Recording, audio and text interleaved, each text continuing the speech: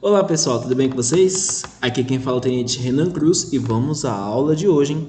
A aula de hoje também está bacana, como toda aula, não é verdade? Vamos lá, deixa eu só fazer aquele velho ajuste aqui e estamos então na nossa aula 4. De vez em quando eu falo um pouquinho rápido, mas não é problema não, hein? Que coisa é só você falar aí, professor, fala mais devagar, que aí a gente fala mais devagar. Beleza? Então seguindo aí, hoje a gente vai falar sobre arte gótica. Tranquilo? Então vamos lá. Arte gótica. O que é isso, hein? O que é essa arte gótica? Né? Olha só, para a gente falar da arte gótica, na aula passada a gente falou aí do período medieval, tudo mais, século V, né? Quando o povo saiu da cidade e se deslocou para o campo. Confere? Tem até ilustraçãozinha similar à da semana passada. O que acontece é que no século XII, né, olha aqui, a economia europeia ficou fundada no comércio, ou seja, começou a surgir vários comerciantes e tudo mais, né? Então, o centro cultural, o centro de vida social das pessoas deslocou-se para os burgos, como está escrito aqui, ó, burgos, cidades medievais, tá bom? Surgindo assim a classe burguesia urbana. Então, século V, ok, vai para o campo. Depois a cidade vai se desenvolvendo, as igrejas crescendo, chamando o povo, tudo mais, bababá, vai evoluindo e as pessoas se mudam para burgos. Então temos aí pequenos comércios, tá bom? Temos aí pequenas cidades, os burgos, cidades medievais. Beleza? Entendido até aí? Isso no século XII. Então a gente está falando agora do século XII, beleza? É quando a gente vai falar do nosso período gótico. E aqui uma curiosidade, né? Mais ou menos por esse período aí é que tem a origem dos dias da semana. Sabia disso? Né? O que acontece? Olha aí, ó. Domingo, derivado do latim dies dominica, dia do Senhor, é considerado o último dia das semanas para os cristãos, ou seja, o sétimo, quando Deus descansou da criação do mundo. Era no dia da missa que havia a maior aglomeração de pessoas e por isso os agricultores se reuniam em torno da igreja para vender seus próprios produtos. Aquela galera do comérciozinho que começa a crescer, olha aí, ó, quando eles chegam para vender seus produtos, depois do dia do descanso, o dia da missa, vem o segundo dia, né? Olha lá, a igreja para vender esses produtos, o primeiro dia de feira. O dia seguinte, consequentemente, era o segundo. Então, o primeiro domingo, dia do descanso, dia de missa, o pessoal vendia as coisas. Deu o segundo dia, puf, segunda-feira, terça-feira, quarta-feira, quinta-feira, sexta-feira, beleza? Agora, já referente ao sábado, o termo é do hebraico, Shabat, considerado o último dia da semana para os judeus. Mas só uma curiosidadezinha interessante, que é mais ou menos por esse período que a gente está passando. Beleza, pessoal? Entendi? Só por curiosidade. Mas voltando aí, século XII, para a gente, para a arte, né? O que acontece? A maior transformação, então, aconteceu aí nas igrejas, justamente, tá bom? Na forma de projetar e construir igrejas. Quando se fala de gótico, a gente vai falar basicamente dessas igrejas imensas, gigantescas e top de linha. Então vamos lá. A primeira diferença entre uma igreja gótica e uma igreja românica é a fachada. Românica, igreja românica, a gente falou na aula passada. Qualquer dúvida, dá uma olhadinha lá, dá uma olhadinha nos PDFs, que é isso aí. Vamos para frente. Bom, enquanto a igreja românica apresenta, em geral, um único portal, ou seja, a entrada da igreja tem um portal, a igreja gótica apresenta 3. Então, a românica apresenta 1, enquanto a gótica apresenta 3. A gente tem aqui, ó, a românica, você vê aqui, ó, um grande portal com esculturas aqui, tal, não sei o que, tem mais essa pilastra aqui para sustentar um pouco esse portal, beleza? Já na igreja gótica, ela tem 3, ó, portal central, mais 2 portais, tá bom? A igreja gótica também, aqui está uma torre só, na igreja de Saint-Denis, só que em geral, a igreja gótica são 2 torres, tá bem? Essa aqui tem uma só. Dizem que já teve outra, eu não conheço bem essa história não, mas parece que já teve uma outra torre, foi de 2 torres. Teve algum problema aí, eu não sei o que aconteceu, ou era para ser 2 torres no projeto. No final das contas tem uma torre, tá bom? Depois eu vou pesquisar isso, inclusive. Mas é isso aí, ela tem uma torre. Em geral, a igreja gótica tem 2 torres.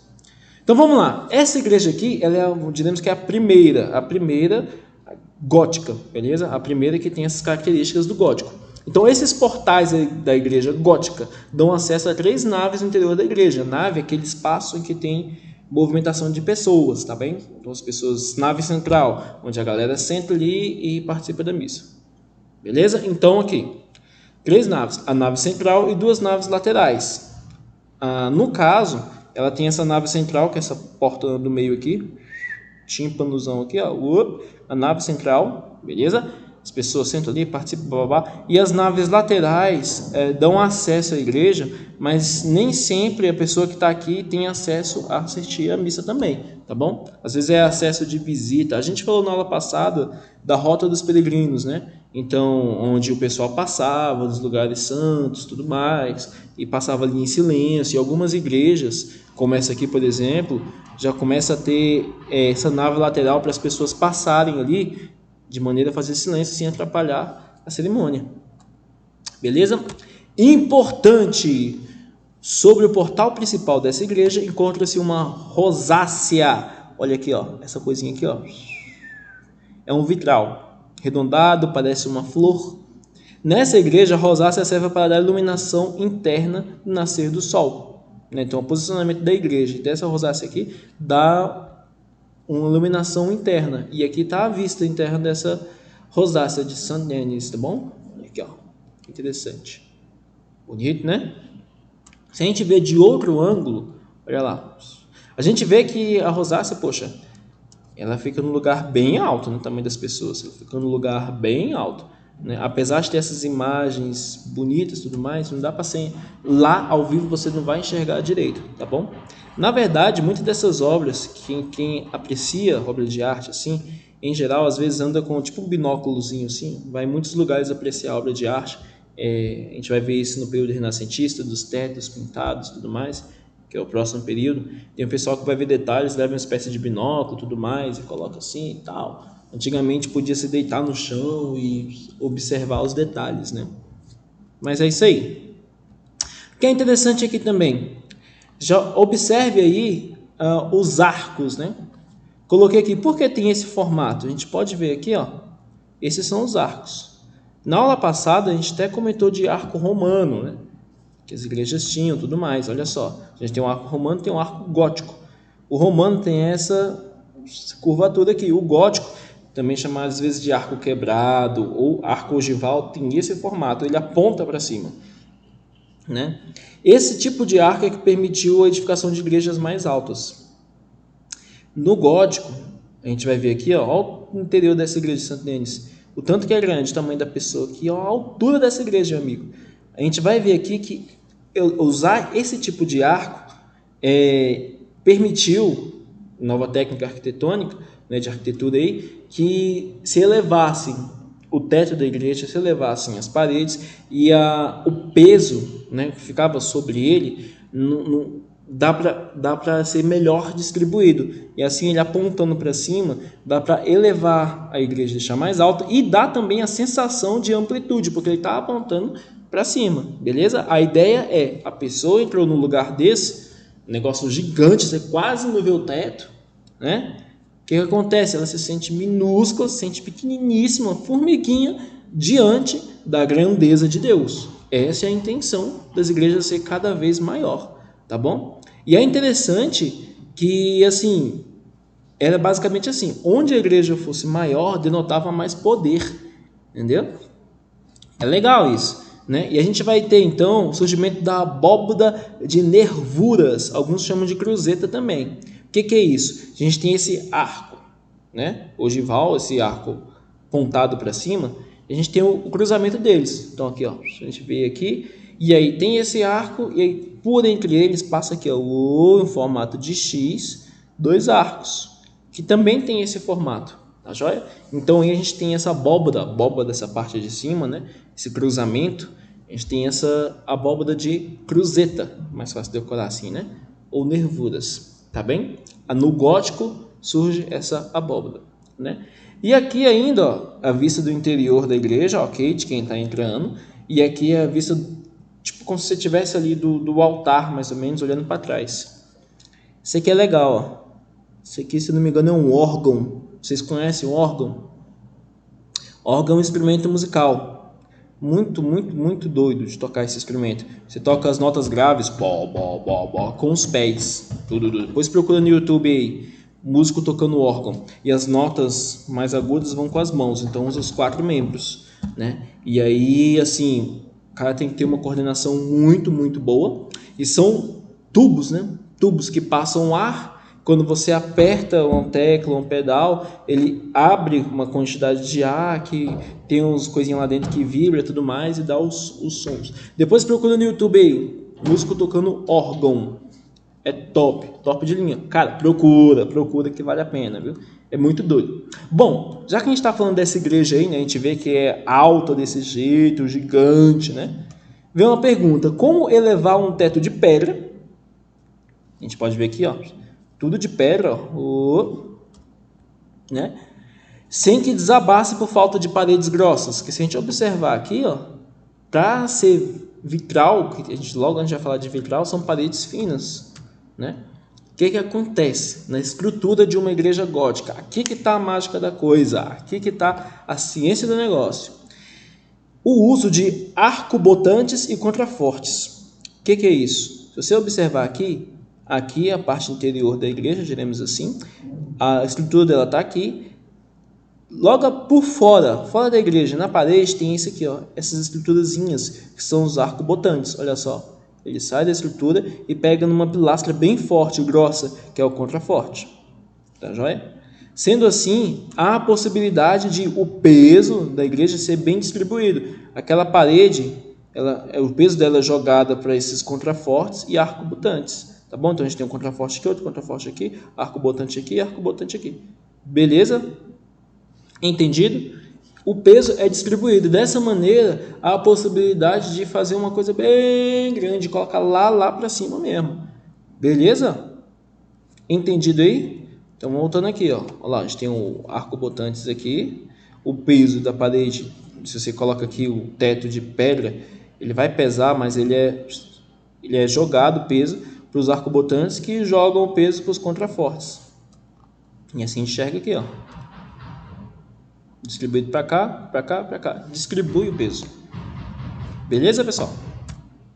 Seguindo então, esse conjunto de recursos construtivos possibilitou que as paredes laterais, que não tinham mais a função de suportar o peso do teto, pudessem ter grandes fendas que permitissem a passagem de luz do sol. Essas aberturas foram preenchidas com vitrais. Aí que começa a história dos vitrais, então. Né? Então, como a gente viu aqui, ó, voltando aqui, essa possibilidade de levantar uma parede bem alta, né? O preenchimento dessa parede agora, né? Não possuía assim um espaço muito grande, digamos assim, para pintura, já que não precisava ser algo mais pesado, grotesco ou mesmo um tijolo pesado. Com essa tecnologia, há a possibilidade de deixar a camada super fina para sustentar lá o teto de pedra, né? Desse sentido, então, há a possibilidade de trazer mais iluminação para a igreja.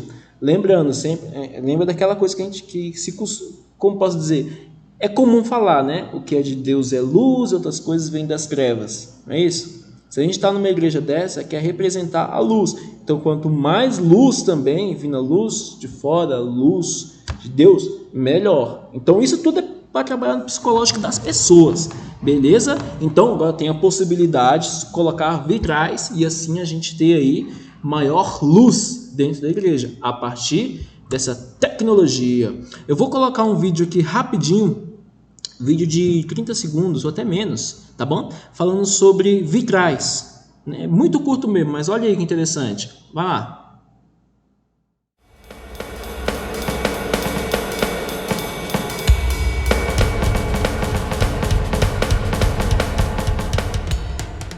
Esse trabalho foi dentro da técnica de vitral tradicional, que é a técnica secular, que vem desde o século XII, né? A gente faz todo o recorte do vidro, quer dizer, tem todo um molde dos formatos, dos tamanhos, né?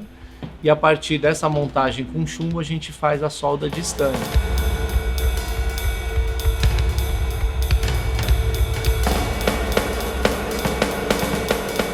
O vitral, ele assim, cobra uma tensão de minúcias, de pequenos detalhes para que você obtenha um resultado perfeito, né?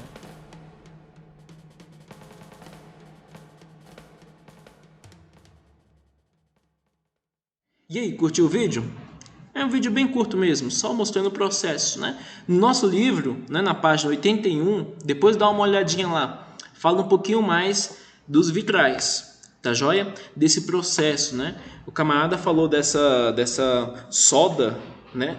Nessa soda aí também, o artista também pintava, como a gente pode ver aqui, ó, para esconder, tá joia? Mas é interessante. Depois de dar uma lidinha nessa página também. A página está aqui no PDF, você pode olhar depois. Tá joia? Bom, aqui são as palavras do Capitão Admar. Vocês não conheceram não, esse camarada, ou sim também, não sei, né? Ele não tá mais aqui no colégio. Mas olha que interessante. Vitral não é pintura e nem escultura, mas podemos dizer que são quase a mistura dos dois, quase a mistura de escultura e pintura, podendo ser comparado ao mosaico, considerando a composição a partir de pedaços de vidro. Então, realmente, são pedacinhos de vidro, né? Pode até ser comparado aí com o mosaico. No entanto, a passagem de luz pela obra é o componente importante dessa estética. Então, assim, o que mais importa, além da imagem bonita, além de representar histórias de contos bíblicos, é a passagem de luz, né? Beleza? Então, assim, o vitral é uma nova técnica que surge, é uma nova coisa que surge aí. Olha, faltou fechar aspas aqui. Ei, professor, você tá burrão, hein? Depois arruma isso aí. O PDF vai estar ok. Vamos lá, então. No livro também a gente tem aí, na página 80, depois eu peço para que olhe aqui no PDF mesmo, ou no próprio livro, tá bom? A gente vai falar disso mais para frente ainda, fazer comparações, mas a ilustração, o esquema de como funciona a igreja. Tá joia? Essa arquitetura da igreja, né? Então, assim, ela é formato de cruz. A gente pode ver aqui, ó, esse formato de cruz. No meio dessa cruz aqui, a gente tem aí essa flecha, tá joia? Ó, tem tudo de aqui, blá, blá, blá, tá bom? A gente vai falar aqui também das naves, portal de entradas, forte, contraforte, rosácea, tá bom? As janelas circulares, formato de flor, as gárgulas, gárgula a gente fala daqui a pouquinho, tá bom? Mas depois peço que você dê uma olhada aqui, conforme for possível a gente vai falando um pouquinho, tá bom? Beleza? O transepto, ó, o transepto é importante, muitas vezes a gente se confunde, o que é o transepto, né? Mas é justamente aquilo que vai cruzar a igreja, assim, ó, de um lado ao outro, ou seja, essa parte aqui, ó, ele cruza, tá joia? Então vamos seguir adiante que o nosso tempo está um pouco curto, mas peço que dê uma lidinha, uma olhadinha aí depois, que a gente vai ter que usar mais para frente nas outras arquiteturas de igreja, comparações, tá bom? Bom, essa aqui é uma outra igreja, Catedral de Notre Dame. Essa aqui tem duas torres. Aquela primeira que a gente falou, né, de Saint-Denis, ela não tinha duas torres, não, uma torre só. Essa aqui é uma igreja, meu amigo, gigantesca. Essa aqui é enorme. Essa aqui, a bicha é cabulosa. Possui 3 portais que, diferente da igreja de Saint-Denis, dão acesso à nave central da igreja. Essa aqui, ela não vai ser aquela igreja que vai ter o acesso às naves laterais, vai ter acesso à nave central mesmo. Beleza? Dizem por aí que essa igreja foi um camarada aí, não sei se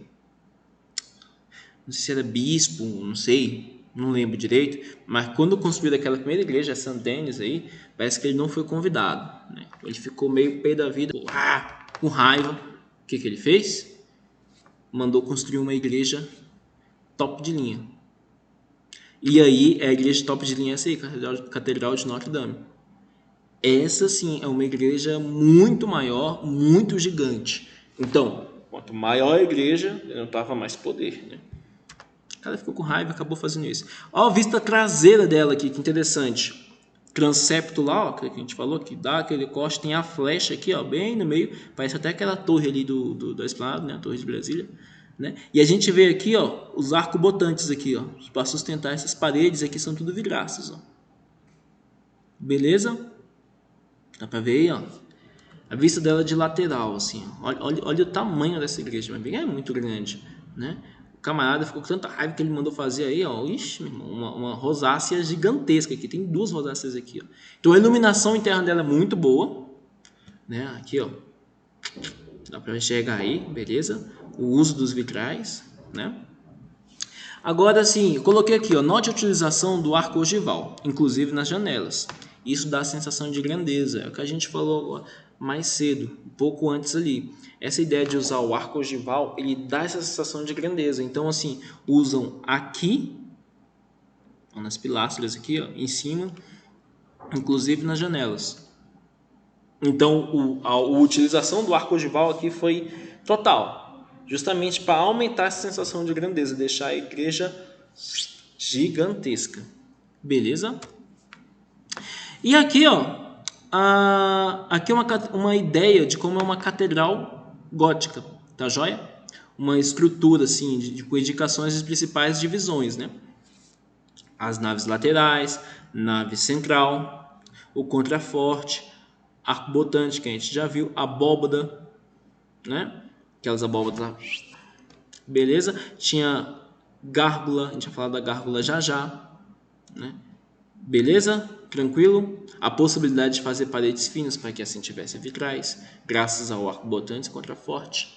E é isso aí. O mais importante é essa descoberta do uso do arco-botante e o contraforte. Graças a isso, né? Gente, como é que o professor esquece assim? Pronto, arco ogival, misericórdia. E ao arco ogival, essas três coisas, arco-botante, contraforte e essa coisa de arco ogival, é que foi possível então ter essas coisas grandescas, gigantescas, top de linha.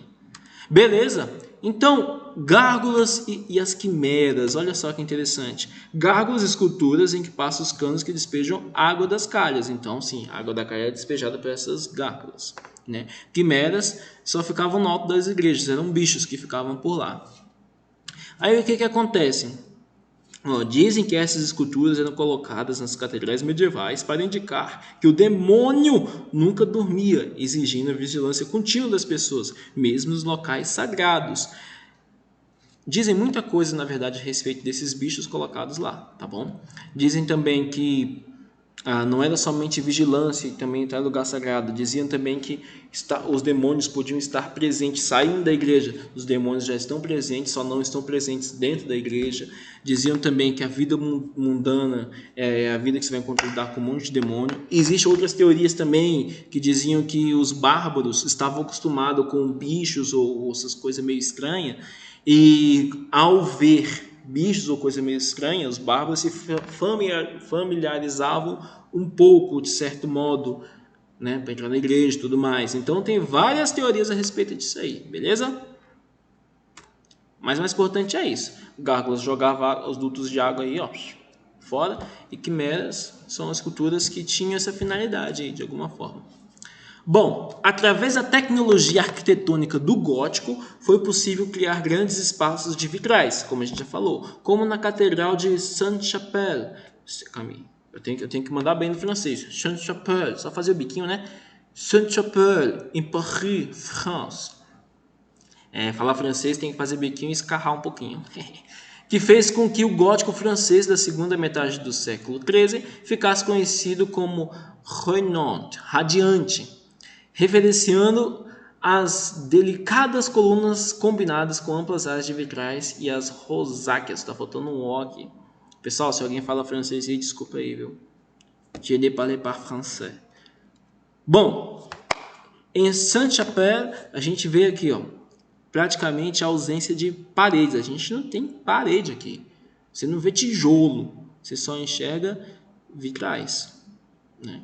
Então aqui essa igreja foi construída, essa catedral foi construída de modo a ser exuberante, né? De modo a trazer muita iluminação, né?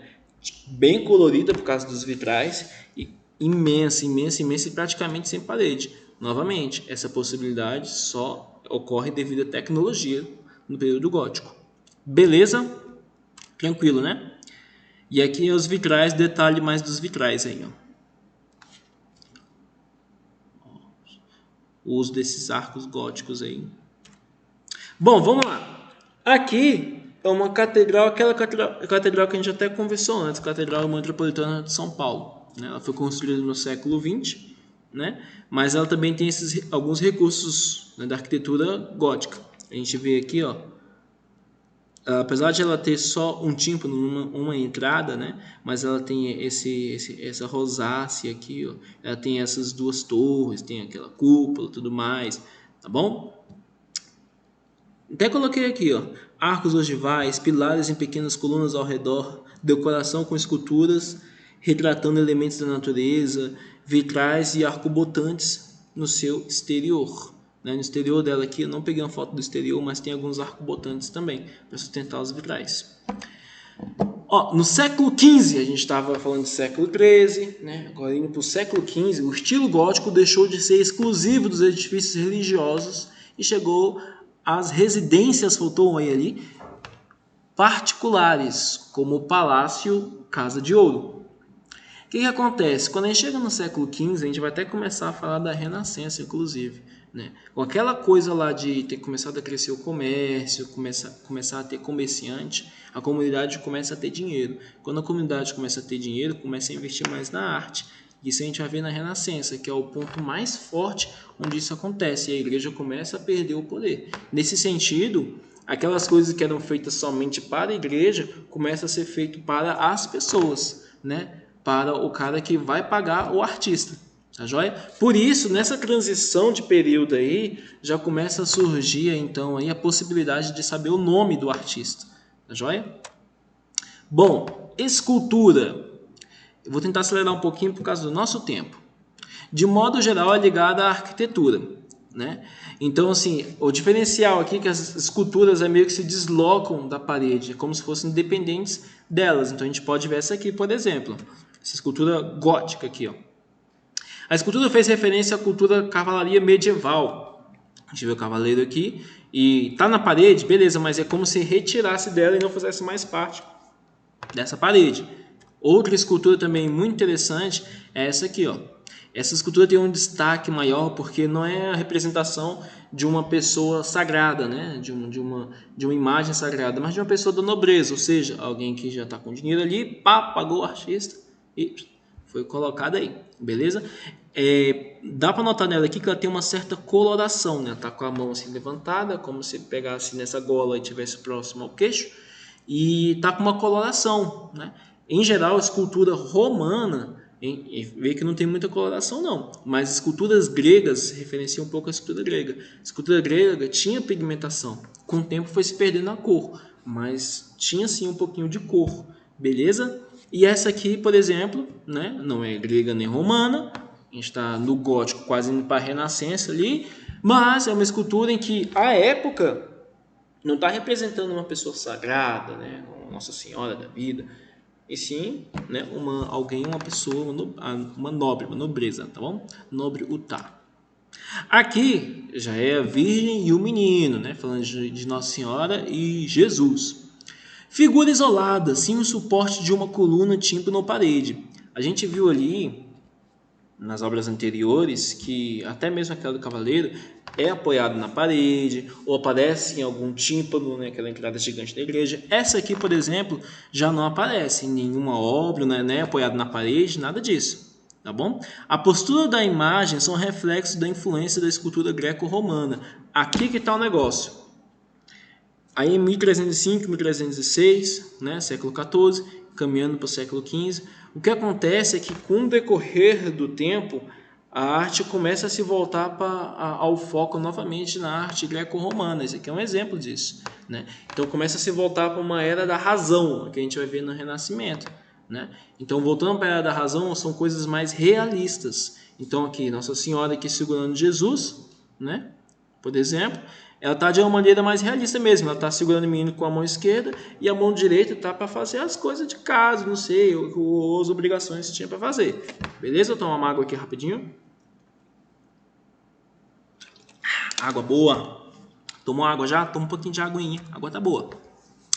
Essa escultura sugere naturalidade, onde Maria parece segurar o filho com o braço esquerdo de modo a deixar a mão direita livre para os outros afazeres, que a gente falou agora há pouco. Tá joia? Aqui, ó.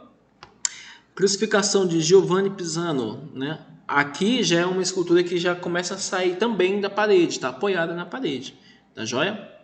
No século XIII é possível encontrar algumas obras de escultura com autoria identificada, que é o caso dos trabalhos de Giovanni Pisano. Nesse período aqui, então, a partir do século XIII, XIV, XV, a gente já começa a ter essa possibilidade de ter autoria identificada. No Renascimento, é certo, no Renascimento a gente já tem o nome dos artistas. Vamos chegar lá, Renascimento é muito bacana. Bom, aqui a gente tem também os manuscritos ilustrados, né? Os manuscritos ilustrados evoluem no gótico e são uma espécie de antepassados dos quadrinhos. Então, assim, no período românico a gente já tinha um manuscrito ilustrado, né? Quando a arte volta para os mosteiros e tudo mais, blá, blá, blá. Agora eles começa a ter uma certa evolução, né? A gente consegue ver aqui, de fato, uma espécie de quadrinhos, onde a gente vê passagens bíblicas, né? Como a ressurreição de Lázaro, a chegada de Cristo a Jerusalém, né? A última ceia, o lava-pés. Beleza? Aqui também é uma página do livro, página 90. Peço que dê uma olhada lá depois, tá joia? Essa imagem tá melhor aqui, tá bom? Depois dá uma olhadinha, né, na página. Se você não tem um livro, como eu já falei na aula anterior, não há necessidade de comprar agora, porque tá difícil de achar, né? Mas o que for importante eu tô colocando aqui, tá joia? Pode dar uma olhada no PDF depois aí, tá bom? Bom, pra gente finalizar, a gente vai falar de pintura, né? A pintura mural foi pouco empregada nas paredes das igrejas góticas por falta de espaço na parede. Veja bem, se a parede era fina e tinha muita iluminação, não tinha muito espaço para pintar as paredes, até porque tinha os vitrais, né? No entanto, diferente da França, Alemanha e Inglaterra, na Itália ocorreu outro desenvolvimento, né? Ocorreu um desenvolvimento diferente. Aqui está tudo. Eita, professor, tudo bem. Que permitiu o uso de uma pintura mural que revelou aspectos que seriam explorados posteriormente no Renascimento. Esteticamente, a pintura gótica italiana é a continuação da românica, com algumas variações. Então, o que acontece? Pintura românica, está dizendo aqui, distorcia formas, né, proporções, anatomias, figuras, para dar essa ideia de emoção, que é como Jesus Cristo aqui, né, com essa coisa de está pronto a abençoar, os braços mais alongados, né? Já no gótico, né, já começa a preocupação maior com volume, né? Preocupação com perspectiva, então coisas mais reais, mais proximidade com o tamanho do ser humano mesmo, tá joia? Que é a característica geral que a gente vai encontrar na Renascença. Os pintores mais conhecidos do século XIII foram Cimabue e Giotto. Essa aqui, de Cimabue, ele era um cara que ainda era influenciado por ícones bizantinos, né? Na verdade, ele foi o último artista, dizem que ele foi o último artista dos ícones bizantinos, né? E ele tinha uma notável preocupação com o realismo, né? A gente vê aqui que não tem nada muito idealizado assim no rosto mesmo de Maria, de Jesus, não tem, a gente vê que não tem essa coisa de braço alongado, a proporção é mais perfeita, tá joia? Essa aqui é uma outra obra dele, né? Quando ele representa nessa obra, ela está um pouco deteriorada, mas ele representa Jesus Cristo. Ele consegue mostrar o sofrimento de Cristo na cruz mesmo. Tá joia? Nosso tempo está aí muito curto. Aguenta mais 3 minutinhos aí. Agora, Giotto, né? Essa obra aqui, ele surgiu com várias inovações. Tá joia? Uma delas aqui, aparece como uma pessoa comum. Coloquei aqui, nessa obra surge uma inovação quando o santo, esse caboclo aqui, aparece como uma pessoa comum. Então, nesse momento, ele coloca um santo não como uma divindade, mas como uma pessoa como qualquer outra. Tá joia? Outra inovação também é que na perspectiva do observador, esse cara aqui está praticamente de costas, aqui também está de costas, né? Isso dá a ideia de perspectiva, né? Da ideia de tridimensionalidade, da ideia de espaçamento, né? Esse camarada foi responsável por dar início ao pensamento em perspectiva na pintura, que vai chegar na Renascença, tá bom? Esse afresco aqui é um bom exemplo de Giotto também. A gente pode observar aqui que ele é tipo um plano tridimensional. Como assim? Olha só. Essa criação aqui, ele coloca um espaço interno, uma certa distância aqui, e é como se as pessoas estivessem de fato lá para trás, né? Então essa ilusão é reforçada aí com esse plano arquitetônico aqui, a gente vê aqui em primeiro plano essa pintura arquitetônica aqui. O Papa mais lá para trás, né, o Papa Honório, né, e São Francisco pregando para ele, as pessoas aqui e tudo mais, né, ele já começa a trazer essa ideia de profundidade, tridimensionalidade. A partir dele, a gente tem essa técnica que vai ser bem explorada lá na Renascença. Beleza? Pessoal, por hoje é só. Na semana que vem a gente continua o último pedaço que não deu para falar aqui, que é pintura flamenca, beleza?